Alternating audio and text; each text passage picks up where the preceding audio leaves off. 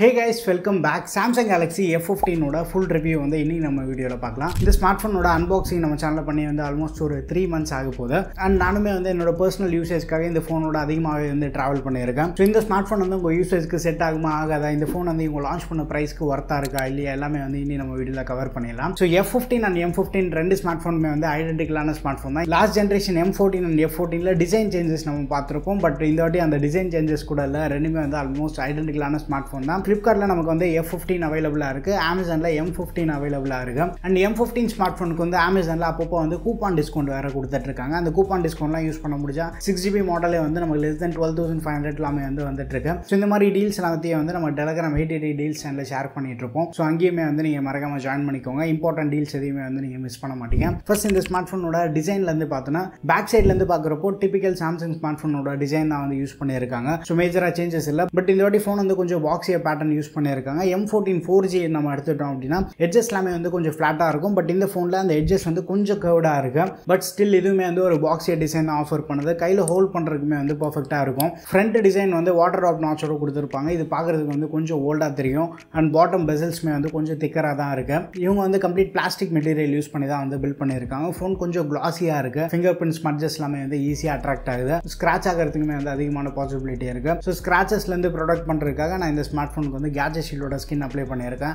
நம்ம சேனலில் கவர் பண்ணக்கூடிய மோஸ்ட் ஆஃப் த ஃபோன்ஸ்க்கு வந்து கேட்ஜெட் ஷீல்டோட ஸ்க்ரீன் ப்ரொடக்டர் அண்ட் ஸ்கின் தான் வந்து யூஸ் பண்ணிட்டு இருக்கேன். அண்ட் கேட்ஜெட் ஷீல்டோட ஸ்கின்னோட லிங்க்குமே வந்து நான் கீழே டிஸ்கிரிப்ஷனில் தரேன். நம்ம சேனலோட அஃபிலியேட் லிங்க் தான் அது. உங்களுக்கு தேவைப்படுதுன்னா செக் பண்ணி பாருங்க. இந்த வாட்டி டிஸ்பிளே சைஸ் வந்து கம்மி பண்ணியிருக்காங்க. ஒரு காம்பாக்டான ஃபார்ம் ஃபேக்டரில் ஹை கெப்பாசிட்டி பேட்டரி வந்து பேக் பண்ணதுனால ஃபோன் கொஞ்சம் திக் அண்ட் பல்காக தான் இருக்குது. வெயிட் வந்து அரௌண்ட் 217 grams இருக்குது. திக்னஸ்மே வந்து 9.3 mm இருக்குது. இந்த வெயிட் அண்ட் திக்னஸ் நம்ம செட் ஆகிறதுக்கு வந்து அரௌண்ட் ஒரு 1 week ஆகும்.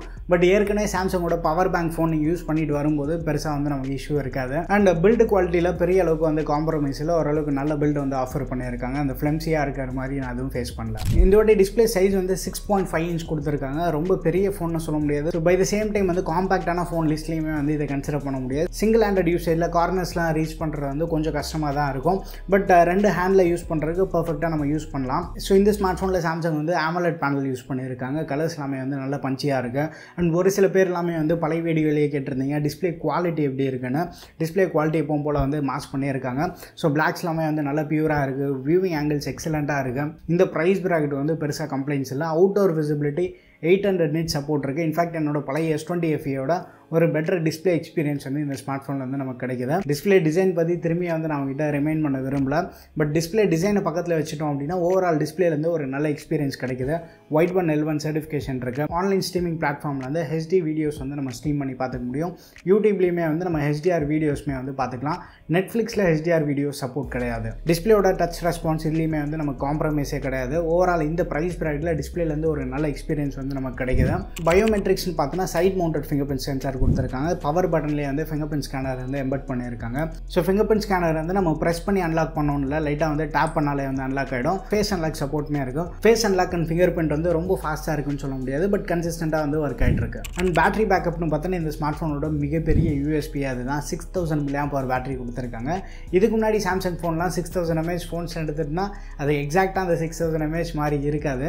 பட் இந்த ஃபோனில் வந்து பேட்டரி ஒரு பெரிய பாசிட்டிவாக இருக்குது. சார்ஜிங் ஸ்பீட்ஸ்மே வந்து இந்த வாட்டி இம்ப்ரூவ் பண்ணியிருக்காங்க. 25 watt ஃபாஸ்ட் சார்ஜிங் சப்போர்ட் இருக்குது. பட் இந்த ஃபோன் M15 ரெண்டுத்துக்குமே வந்து சார்ஜர் வந்து பாக்ஸில் கொடுக்க மாட்டாங்க. நம்ம செப்பரேட்டாக தான் வந்து பர்ச்சேஸ் பண்ணுற மாதிரி இருக்கும். அந்த சாம்சங்கோட ஒரிஜினல் 25 watt சார்ஜர் யூஸ் பண்ணி சார்ஜ் பண்ணுறப்போ 0 to 100% என்னோட டெஸ்டிங்கில் வந்து 1.5 hours வந்து ஃபுல் சார்ஜ் ஆகிடுச்சு. சார்ஜிங் டெஸ்ட்மே வந்து நம்ம சேனலில் பண்ணியிருக்கோம். மறக்காமல் செக் பண்ணி பாருங்கள். ஸோ இந்த பேட்டரி கெப்பாசிட்டி கன்சிடர் பண்ணும்போது மற்ற பிராண்டோட 45 watt சார்ஜிங் ஸ்டாண்டர்ட்ஸ் கம்பேர் பண்ணும்போது சாம்சங்கோட 25 watt சார்ஜிங் ஸ்டாண்டர்ட் வந்து நமக்கு கொஞ்சம் ஃபாஸ்ட்டாகவே சார்ஜ் ஆகுது. அண்ட் பழைய 6000 சாம்சங் ஃபோன்ஸை கம்பேர் பண்ணும்போது சார்ஜிங் ஸ்பீட்ஸ்மே வந்து இதில் பெட்டராக இருக்குது.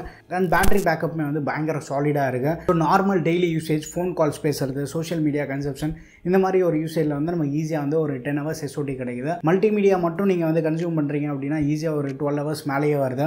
அண்ட் மொபைல் டேட்டாலையுமே வந்து ஈஸியாக ஒரு 7 to 8 hours SOT கிடைக்குது. பேட்டரி பேக்கப் ஒரு பெரிய பாசிட்டிவ். இன்ஃபேக்ட் சாம்சங் M34ஓட ஒரு பெட்டர் பேட்டரி பேக்கப் வந்து இந்த ஸ்மார்ட் ஃபோனில் இருக்குது. ஐடில் பேட்டரி டைமே வந்து ரொம்ப அதிகமாக இல்லை, மினிமலாக இருக்குது. அண்ட் இந்த ஸ்மார்ட் ஃபோனில் வந்து Dimensity 6100+ யூஸ் பண்ணி வந்து பவர் பண்ணியிருக்காங்க. இது ஒரு ரா பர்ஃபார்மன்ஸ் இருக்கக்கூடிய சிப்செட் கிடையாது. LPDDR4X RAM சப்போர்ட் இருக்குது. UFS 2.2 ஸ்டோரேஜ் சப்போர்ட்மே வந்து கொடுத்துருக்காங்க. ஸோ இந்த ப்ரைஸ்க்கு வந்து பெருசாக கம்ப்ளைண்ட்ஸ் இல்லை. ரொம்ப ஃப்ளூயிடாக இருக்குன்னு சொல்ல முடியாது, பட் நார்மல் டெய்லி யூசேஜ்க்கு வந்து நமக்கு சஃபிஷியண்ட்டாக இருக்குது. என்னோட தம்பி வந்து A23 5G யூஸ் பண்ணிகிட்டு இருக்கான். அந்த ஃபோனோட இது கொஞ்சம் ரெஸ்பான்சிவாகவும் இருக்குது. முக்கியமாக வந்து விர்ச்சுவல் RAM வந்து ஆஃப் பண்ணிவிடுங்க. அதை ஆஃப் பண்ணிட்டீங்க அப்படின்னா பெட்டர் எக்ஸ்பீரியன்ஸ் வந்து நமக்கு கிடைக்கும். அண்ட் ஃபோன்லேயே அந்த ஃப்ளூயிடிட்டி வந்து ஸ்லைட்டு கொஞ்சம் பெட்டராகவும் இருக்குது. அண்ட் கீழே அந்த நேவிகேஷன் கெஸ்டர் இருக்குது பார்த்தீங்களா, அதை வந்து யூஸ் பண்ணாதீங்க. பட்டன்ஸில் யூஸ் பண்ணுறப்போ ஃபோன் இன்னும் கொஞ்சம் ரெஸ்பான்சிவாகவும் இருக்கும் நமக்கு. ஸோ இந்த ஃபோனோட Antutu Geekbench ஸ்கோர்லாம் வச்சு சிந்தட்டிக் பெஞ்ச்மார்க் ஸ்கோர் வச்சுமே வந்து நம்ம ஜட்ஜ் பண்ண முடியாது. இது ஒரு மிட் ரேஞ்ச் ஃபோன், ரொம்ப ஒரு ரா பர்ஃபார்மன்ஸ் இருக்கக்கூடிய ஃபோன் கிடையாது. நார்மல் டெய்லி யூசேஜ்க்கு வந்து நம்ம சஃபிஷியண்ட்டாக இருக்கும். பட் அந்த மாதிரி வந்து நீங்கள் பெஞ்ச்மார்க் ஸ்கோர்லாம் நீங்கள் ட்ரை பண்ணோம் அப்படின்னா அது ஒரு ரெஃபரன்ஸ் யூஸ் பண்ணிக்கோங்க. ஸோ M55 மாதிரி ஃபோன்ஸ் எல்லாமே வந்து பெஞ்ச்மார்க்கிங்கில் பெட்டராக பெர்ஃபார்ம் பண்ணாலுமே வந்து ரியல் வேர்ல்டில் கொஞ்சம் சொதப்பலாக தான் இருக்குது. ஸோ என்னோட யூசேஜ் எக்ஸ்பீரியன்ஸ் தான் வந்து நான் மோஸ்ட் அவங்ககிட்ட ஷேர் பண்ணுவேன். ஸ்டில் பெஞ்ச்மார்க்கிங் எல்லாமே வந்து நம்ம டெஸ்ட் பண்ணி பார்ப்போம். பட் அதை வந்து ஒரு ரெஃபரன்ஸ்க்கு தான் வந்து யூஸ் பண்ணிப்போம். ஸோ நான் 6GB RAM வேரியன்ட் யூஸ் பண்ணிகிட்ருக்கேன். RAM மேனேஜ்மெண்ட் பெரிய அளவுக்கு வந்து இஷ்யூஸ் இல்லை. ஈஸியாக ஒரு 6 to 7 ஆப்ஸ் வந்து மெமரியில் இருக்கும். கேமிங்க்கு வந்து ரொம்ப ஃபேவரபிளான சிப்செட்னு நான் சொல்ல மாட்டேன். BGMI லோ கிராஃபிக்ஸில் வந்து நம்ம ஓரளவுக்கு ப்ளே பண்ணலாம். And temple run, subway surf, beach பக்கி பிளேட்ஸ் இந்த மாதிரி கேம்ஸுமே வந்து நம்ம ப்ளே பண்ண முடியும். கேஷுவல் கேமிங்க்கு ஓகேவாக இருக்கும். பட் கேமிங் தான் ஹை ப்ரியாரிட்டி, பெர்ஃபார்மன்ஸ் தான் ஹை ப்ரியாரிட்டி அப்படின்றப்போ இதே ப்ரைஸ் ப்ராண்டில் பெட்டரான ஃபோன்ஸ் வந்து நமக்கு அவைலபிளாக இருக்குது. கனெக்டிவிட்டின்னு பார்த்தோன்னா சார் வேல்யூ இந்த ஸ்மார்ட் ஃபோனில் வந்து கொஞ்சம் கம்மியாக தான் இருக்குது. ஹெட் வந்து 0.712 Watt/kg இருக்குது. பாடி சார் வேல்யூ வந்து சாம்சங் ஃபோனில் மென்ஷன் பண்ண மாட்டாங்க. எந்த சார் வேல்யூ அதிகமாக இருக்கோ அதை தான் வந்து மென்ஷன் பண்ணுவாங்க. ஸோ பாடி சார் வேல்யூ ஹெட்டோட கொஞ்சம் கம்மியாக தான் இருக்கும். And dual band WiFi support இருக்குது. 5G கனெக்டிவிட்டி இருக்குது. 13 5G பேண்ட்ஸ் வந்து இந்த ஸ்மார்ட் ஃபோனில் இருக்குது. அண்ட் நான் வந்து இந்த ஃபோன் யூஸ் பண்ணி வந்து நிறைய பிளேசஸ்க்குமே வந்து ட்ராவல் பண்ணியிருந்தேன்.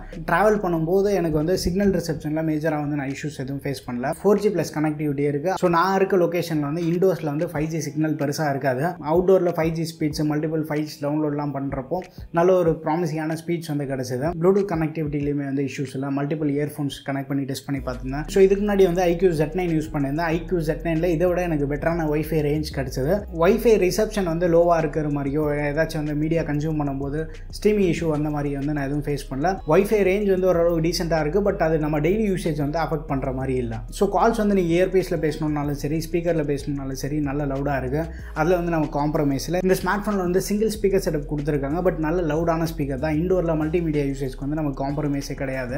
அண்ட் 3.5mm ஹெட்ஃபோன் ஜாக் இருக்குது. ஒரு சில IEMs யூஸ் பண்ணியுமே வந்து இதை டெஸ்ட் பண்ணி பார்த்துருந்தேன். அவுட்புட் அந்த டால்பி அட்மாஸ்லாம் எனபிள் பண்ணி யூஸ் பண்ணும்போது ஓரளவுக்கு நல்ல அவுட்புட் கிடைக்கிது. பட் ரொம்ப அவுட்ஸ்டாண்டிங் அவுட்புட்லாம் சொல்ல முடியாது. டெய்லி யூசேஜ்க்கு வந்து நமக்கு சாட்டிஸ்ஃபேக்டரியாக இருக்குது. ஹாப்டிக் ஃபீட்பேக் செக் பாக்ஸ் வந்து சாம்சங் எப்போவுமே வந்து டிக்கே பண்ண மாட்டாங்க போல்.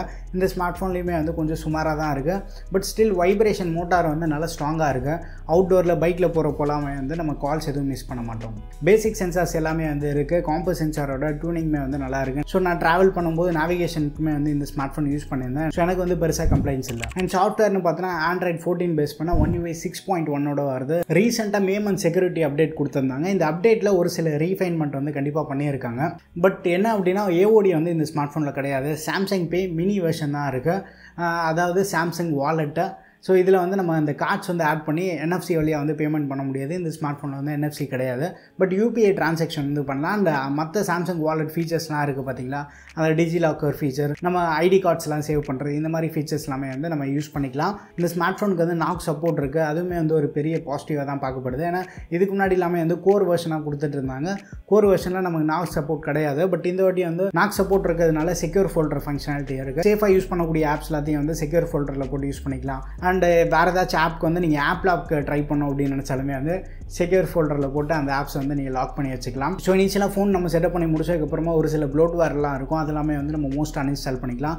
மைக்ரோசாஃப்ட் ஆப்ஸ்லாம் இருக்குது. பட் ஓவராலாக One UIலேருந்து கிடைக்கக்கூடிய எக்ஸ்பீரியன்ஸ் இம்மன்ஸாக இருக்குது. கால் ரெக்கார்டிங் சப்போர்ட் இருக்குது.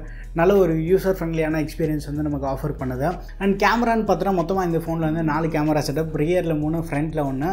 ஃப்ரண்ட் அந்த 13 மெகா பிக்சல் கேமரா ஆக்சுவலாக ஒரு நல்ல கேமரா. ஸோ மொத்தமாக இந்த 4 கேமராவில் வந்து வந்து 2 கேமரா வந்து ஒரு ஃபுல்லி ஃபங்க்ஷனல் கேமரா. பட் மற்ற ரெண்டுமே வந்து சும்மா டம்மிக்கு தான் கொடுத்துருக்காங்க. அந்த 5 MP அல்ட்ரா வைட் எல்லாமே வந்து சும்மா பேருக்கு கொடுத்த மாதிரி தான் இருக்குது. அந்த additional 5 MP ultra wide 2 MP macro வந்து பெருசாக கன்சிடர் பண்ண வேண்டாம். அந்த மெயின் கேமரா 50 MP வந்து சாம்சங்கோட சென்சார் யூஸ் பண்ணியிருக்காங்க. பேசிக்காகவே வந்து சாம்சங் ஃபோனில் மைல்டு ஷட்டர் லேக் இருக்கும்.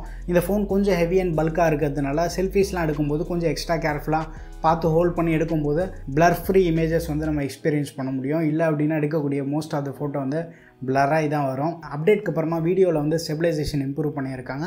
லோ லைட் ஃபோட்டோஸ் எடுக்கும்போது அந்த எக்ஸ்போஷர் லெவல் கொஞ்சம் நல்லாவே மெயின்டைன் பண்ணியிருக்கேன். அண்ட் லோ ஹார்ச் லைட்டில் வந்து நமக்கு ஸ்கின் டோன்ஸுமே வந்து ஓரளவுக்கு மேனேஜ் பண்ணியிருக்கு. ரொம்ப டார்க்காக வராமல் ஓரளவுக்கு நல்ல அவுட்புட் வந்து கிடைக்குது. பட் நான் என்ன நோட்டீஸ் பண்ணேன் அப்படின்னா ரொம்ப லோ லைட்னு சொல்ல முடியாது. பட் லைட் கம்மியாகிற டைம் அந்த ஈவினிங் 6 to 7 PM இருக்கும் பார்த்தீங்களா, இந்த மாதிரி டைமில் நம்ம எடுக்கக்கூடிய ஃபோட்டோஸில் ஒயிட் பேலன்ஸ் இஷ்யூ வந்து நான் நோட்டீஸ் பண்ணேன். இந்த பட்ஜெட்டில் நம்ம யூசேஜ் வந்து பெருசாக அஃபெக்ட் பண்ண போகிறதும் இல்லை. ப்ளஸ் வந்து இது பெரிய கம்ப்ளைண்ட்டாகவும் நான் சொல்ல மாட்டேன். மேபி ப்ரீமியமான ப்ரைஸ் செக்மெண்ட்டில் இருந்து கேமராக்காக ஒருத்தவங்க வந்து ஃபோன் வாங்குறாங்க அப்படின்னா அவங்க யூசேஜ் வந்து அஃபெக்ட் பண்ணலாம் அப்படின்னு சொல்லலாம். பட் இந்த ப்ரைஸில் வந்து அது பெருசாக கம்ப்ளைண்ட்ஸ் இல்லை. மெயின் கேமரா பை டிஃபால்ட்டாகவே வந்து 12 MP ஃபோட்டோஸ் எடுக்கும். அடிஷ்னல் எக்ஸ்ட்ரா டீட்டெயில்ஸ் உங்களுக்கு தேவைப்படுது அப்படின்னா நீங்கள் வந்து அந்த 50 MP மோட் சூஸ் பண்ணி ஃபோட்டோஸ் எடுக்கலாம். டிஃபால்ட்டாக எடுக்கக்கூடிய ஃபோட்டோஸ் எல்லாமே வந்து கொஞ்சம் சேச்சுரேட்டடாக தான் இருக்குது. இந்த க்ரீன் எல்லாமே வந்து இன்னும் கொஞ்சம் க்ரீனராக தெரியும். ஸ்கை எல்லாமே வந்து அடிஷ்னல் ப்ளூ ஆட் பண்ண ஒரு ஃபீல் கிடைக்கும். பட் ஸ்டில் ஓவரால் இமேஜ் வந்து நல்லா ஐக்கு ப்ளீஸிங்காக தெரியும். ஹியூமன்ஸ் ஃபோட்டோ எடுக்கிறோம் அப்படின்னா அந்த ஸ்கின் டோன்ஸ் எல்லாமே வந்து நேச்சுரலாக மெயின்டைன் ஆகுது. ரொம்ப கலர் பூஸ்ட் பண்ண மாதிரி இல்லை, கொஞ்சம் அன்நேச்சுரலாகவும் வந்து நமக்கு எதுவும் தெரியல. போர்ட்ரைட்ஸ்லேயுமே வந்து எட்ஜ் டிரெக்ஷன் நல்லா இருக்குது. ரெகுலராக எடுக்கக்கூடிய ஃபோட்டோவில் டைனமிக் ரேஞ்ச் நல்லா இருக்குது. ஹார்ஸ் லைட்லேயுமே வந்து ஓரளவு டீசெண்டான அவுட்புட் கிடைக்கிது. ஃபோட்டோ சாம்பிள்ஸ் எல்லாத்தையும் வந்து நீங்கள் செக் பண்ணி பாருங்கள். வீடியோஸ்னு பார்க்கும்போது ஃப்ரண்ட் அண்ட் ரியர் ரெண்டுமே வந்து ஃபுல் HD 30 FPS தான் வந்து வீடியோ ஷூட் பண்ண முடியும். ரியரில் எடுக்கக்கூடிய வீடியோஸில் வந்து நல்ல டீட்டெயில் இருக்குது. டைனமிக் ரேஞ்ச் நல்லா இருக்குது. வீடியோ ஸ்டெபிலைசேஷன் வந்து செட்டிங்ஸ் நீங்கள் எனேபிள் பண்ணிட்டீங்க அப்படின்னா ஓரளவு டீசெண்டான ஸ்டெபிலைசேஷன் இருக்குது. அப்டேட்க்கு அப்புறமா ஓவரால் வீடியோ ஸ்டெபிலைசேஷன் வந்து மைல்டாக வந்து இம்ப்ரூவ் பண்ணியிருக்காங்க. ஃப்ரண்ட் கேமரா மேக்ஸிமம் நம்ம வந்து ஃபுல் HD 30 FPS தான் ஷூட் பண்ண முடியும். ஸோ அந்த சாம்பிள் தான் வந்து நீங்கள் பார்த்துட்ருக்கீங்க. ஸோ வீடியோட ஸ்டெபிலைசேஷன் செக் பண்ணி பாருங்கள். பயங்கர நாய்ஸியான என்வாயன்மெண்ட்டில் இருக்கும். ஸோ இந்த மாதிரி ஒரு நாய்ஸான என்வாயன்மெண்ட்டில் என்னோடய ஆடியோ வந்து எந்தளவுக்கு பிக்கப் பண்ணுதுன்னு பாருங்கள்.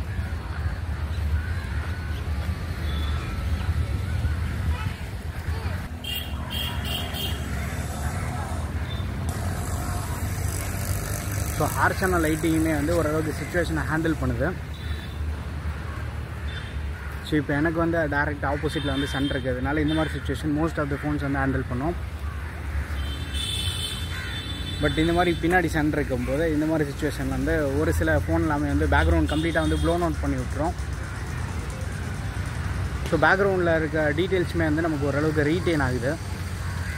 ஸ்கின் டோன்ஸுமே வந்து நல்லா நேச்சுரலாக இருக்குது. பட் ஸ்டெபிலைசேஷன் கொஞ்சம் இம்ப்ரூவ் பண்ணியிருந்தால் பெட்டராக இருந்திருக்கும் அப்படின்ற மாதிரி தான் ஃபீல் ஆகுது. F15 ரியரில் வந்து 1080p 30 வந்து மேக்ஸிமம் நம்ம வீடியோ எடுக்க முடியும். ஸோ அதில் தான் வந்து இப்போ நம்ம ரெக்கார்ட் பண்ணிகிட்ருக்கோம். ஸ்டெபிலைசேஷன் எப்படி இருக்குன்னு பாருங்கள். அண்ட் இந்த மாதிரி வந்து ஒரு நல்ல பிரைட் சிச்சுவேஷனில் இருந்து அப்படியே வந்து ஒரு ஷேடோ ரீஜனுக்கு போனால் ஃபோன் வந்து எப்படி ஹேண்டில் பண்ணுது அப்படின்ற வந்து உங்களுக்கு ஒரு ஐடியா கிடைக்கும்.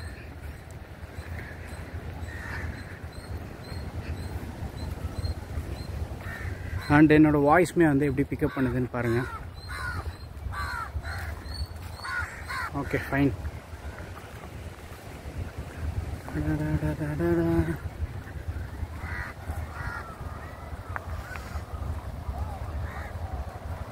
ஸோ இதுதான் வந்து ஃபோக்கஸ் டெஸ்ட் நீங்கள் பார்த்துட்ருக்கீங்க.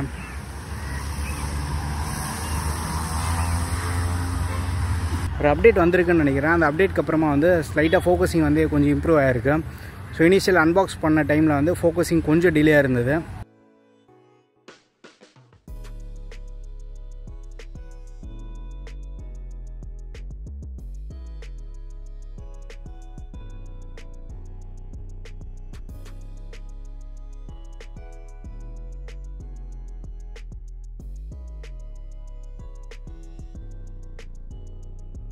கேமரா வந்து கண்டிப்பாக நம்ம கிரேட்னு சொல்ல முடியாது. பட் ஒரு நல்ல அவுட்புட் வந்து கிடைக்குது.